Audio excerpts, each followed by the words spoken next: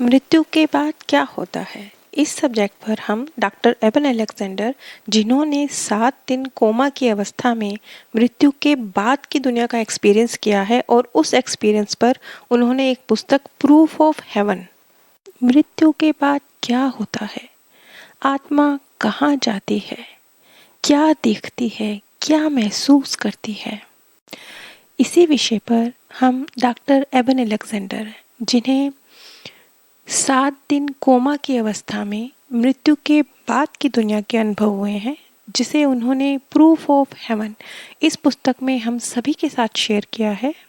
उनके द्वारा प्रदान की गई जानकारी को मैं आप सभी के साथ शेयर कर रही हूँ। जैसा कि मैंने पिछली कड़ियों में शेयर किया था कि उन्हें ओम की ध्वनि सुनाई थी एबन अलेक्जेंडर को, जबकि वो क्रिश्चियन है और उन्हें ओम शब्द का मीनिंग भी नहीं पता है। आगे उन्होंने इसी पुस्तक प्रूफ ऑफ हेवन में एक और बात कही है जो जो अन्य धर्मों के लोग हैं, हिंदू धर्म के अलावा, उनके लिए शायद ये थोड़ी अनोखी जानकारी होगी। उन्होंने इस जानकारी को बहुत अलग अंदाज में पेश किया है। उन्होंने कहा कि लोग ईश्वर के बारे में जैसे सोचते हैं वो एक बड़ी गलती कर रहे हैं।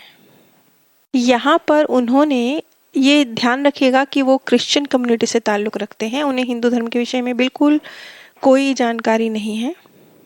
उन्होंने कहा कि हम ईश्वर को जिस रूप में देखते हैं ये एक गलती है। भगवान संख्याओं के पीछे है, ब्रह्मांड की पूर्णता, इसे ही विज्ञान माप सकता है और समझने के लिए संघर्ष करता है। आगे वो कहते हैं लेकिन एक विरोधाभासी रूप है कि ओम मानव रूप में भी है और ओम हमसे और आपसे कहीं ज्यादा मानवीय है। ओम हमारी मानवीय स्थिति को, जो मानव अभी धरती पर जो कुछ भी चल रहा है और फील कर रहा है, हमारी कल्पना से भी ज्यादा गहराई से व्यक्तिगत रूप से समझता है। सिर्फ समझता नहीं है, वो हमसे सहानुभूति भी रखता है। और क्यों? वो इसलिए क्योंकि ओम वो जानते हैं कि हम क्या भूल गए हैं और एक पल के लिए भी अपना जो हमारा देवत्व है, जो हमारी पावर है, उसे भूलना, ये एक पल के लिए भी उसे भूल जाना कितना भयानक और दर्दनाक हो सकता है, ये ओम समझते हैं।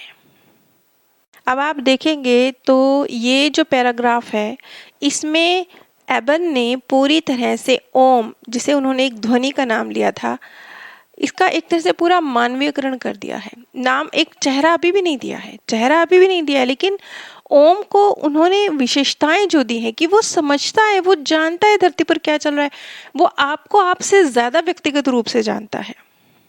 एक ऐसा व्यक्ति जिसका ओम का मीनिंग भी जिसे नहीं पता, जिसका कोई ताल्लुक ही नहीं है इस चीज़ से, उसने जब इस विषय में जानकारी दी है तो ये थोड़ी सी मुझे विशेष लगी। और सिर्फ यहीं पर नहीं है कि इसके बाद जो एबन की वाइफ थी, क्योंकि वो भी परेशान थी कि उनके साथ क्या हो रहा है, तो एक साइकिक थी जो जो यही कार्य करती हैं, कोमा के अंदर जो पेशेंट्स हैं उनके अंदर क्या चल रहा है इसकी जानकारी वो प्रदान करती हैं। उनकी वाइफ ने उनसे भी संपर्क किया।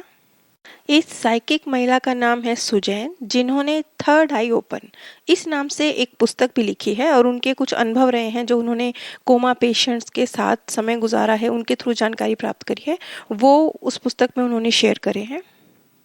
उनकी वाइफ ने जब सुजैन से संपर्क किया तो उन्होंने कहा कि ठीक है, मैं आज रात को एबन से संपर्क करने की, उनकी स्थिति को जानने की कोशिश करूंगी और आप तक जानकारी पहुंचाऊंगी। अब ये जो सुजैन है, जो कि एक साइकिक है, जिन्होंने एक पुस्तक भी लिखी है थर्ड आई ओपन, वो कहती हैं कि जो कोमा का पेशेंट होता है वो एक तरह से बीच में अटका हुआ है, ना तो वो पूरी तरह से पृथ्वी पर है और ना तो पूरी तरह से सोल वर्ल्ड में है। इस तरह के जो पेशेंट होते हैं उनके आसपास अक्सर एक बहुत हैरान करने वाला रहस्यमयी वातावरण होता है। वैसे इस रहस्यमयी वातावरण का जिक्र तो एबन ने पहले भी किया है और कर ही रहे हैं, कई जगह उन्होंने किया है। सुज़ैन कहती हैं कि एबन के साथ ये काम करना ऐसे था जैसे मैं किसी गहरे कुएं में रस्सी फेंक रही हूँ। वो कहती हैं कि जब मैंने एबन के साथ इस तरह की कोशिश करी तो मुझे ऐसे लगा जैसे मैं एक अंतहीन गहराई में रस्सी फेंक रही हूँ और मैं संपर्क कर ही नहीं सकती हूँ। सच मानो तो मैं डर गई थी, क्योंकि ऐसा था जैसे कि वो गहराई खत्म ही नहीं हो रही और वो ऐसी गहराई थी, मुझे लग रहा था शायद एबन अब वापस नहीं आएंगे। लेकिन छोटे-छोटे से 2 मैसेज जो सुजैन ने उनकी वाइफ को दिए जब एबन कोमा में थे, उन्होंने कहा कि एबन से संपर्क करके उनको जो 2 मैसेज मिले हैं वो उन्होंने उनकी वाइफ सिल्विया तक पहुँचाए। उन्होंने कहा कि अभी उनका समय नहीं आया है और उनके शरीर को पता है कि क्या करना है। यानी एक तरह से उन्होंने शुरुआत में तो उन्होंने ये कहा कि मैं समझ ही नहीं पा रही थी कि मैं गहरे कुएँ में उतर रही हूँ, मुझे कुछ नहीं पता था, मुझे लग रहा था शायद एबन वापस नहीं आएँगे। लेकिन अंत में जब 10-15 मिनट के बाद जो उन्हें एक टेलीपैथिक मैसेज मिला जिसका ज़िक्र वो करती हैं, जो उन्होंने सिल्विया को दिया, वो कहती हैं कि एबन अपने शरीर में वापस लौटेंगे, यानी उनकी ये जो कोमा है वो टूटेगी।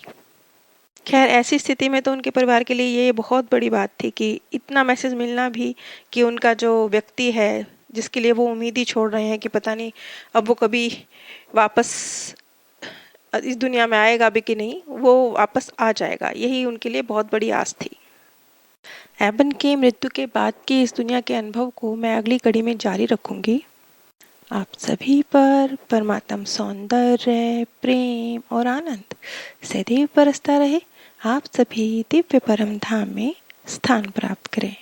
मृत्यु के बाद क्या होता है, इस सब्जेक्ट पर हम डॉक्टर एबन अलेक्जेंडर, जिन्होंने 7 दिन कोमा की अवस्था में मृत्यु के बाद की दुनिया का एक्सपीरियंस किया है और उस एक्सपीरियंस पर उन्होंने एक पुस्तक प्रूफ ऑफ हेवन, मृत्यु के बाद क्या होता है, आत्मा कहाँ जाती है, क्या देखती है, क्या महसूस करती है, इसी विषय पर हम डॉक्टर एबन अलेक्जेंडर, जिन्हें 7 दिन कोमा की अवस्था में मृत्यु के बाद की दुनिया के अनुभव हुए हैं, जिसे उन्होंने प्रूफ ऑफ हेवन इस पुस्तक में हम सभी के साथ शेयर किया है, उनके द्वारा प्रदान की गई जानकारी को मैं आप सभी के साथ शेयर कर रही हूँ। जैसा कि मैंने पिछली कड़ियों में शेयर किया था कि उन्हें ओम की ध्वनि सुनाई थी एबन अलेक्जेंडर को, जबकि वो क्रिश्चियन है और उन्हें ओम शब्द का मीनिंग भी नहीं पता है।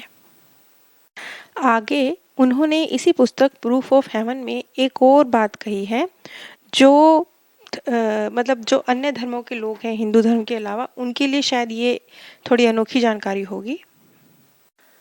उन्होंने इस जानकारी को बहुत अलग अंदाज में पेश किया है।